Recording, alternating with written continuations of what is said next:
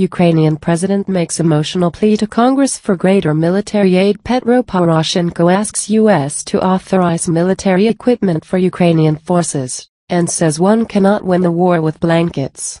Ukrainian President Petro Poroshenko called on the U.S. to provide his forces with military weapons to fight Russia, in an emotional appeal to a joint session of Congress in which he claimed the world was on the edge of a new Cold War.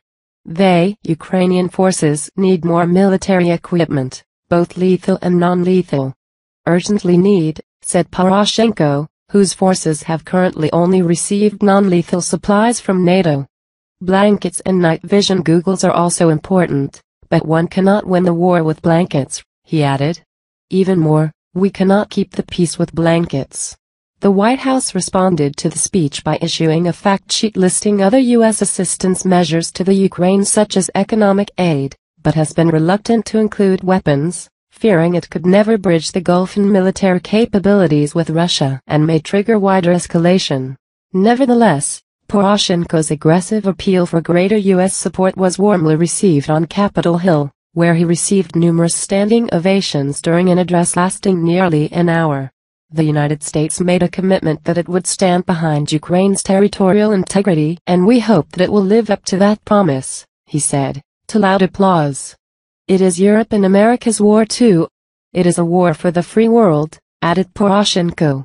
Ukraine's blunt request for military support, delivered shortly before a separate meeting at the White House, comes despite ratcheting economic sanctions from Europe and the U.S. and a recent tentative ceasefire with Russia.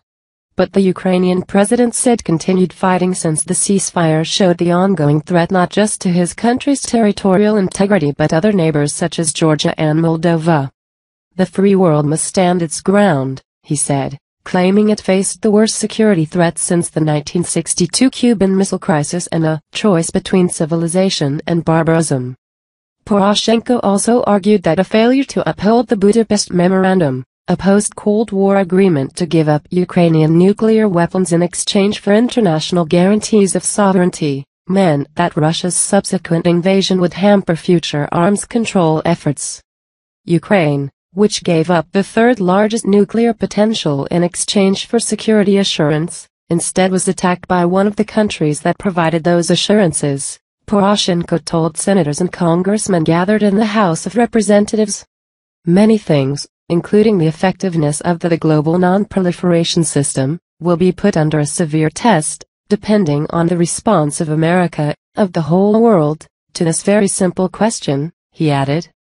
Poroshenko provided few details of his request for U.S. weaponry, but criticized Russia for supplying arms to Ukrainian separatists, blaming it for the Malaysian airline attack and a proliferation of landmines and handguns.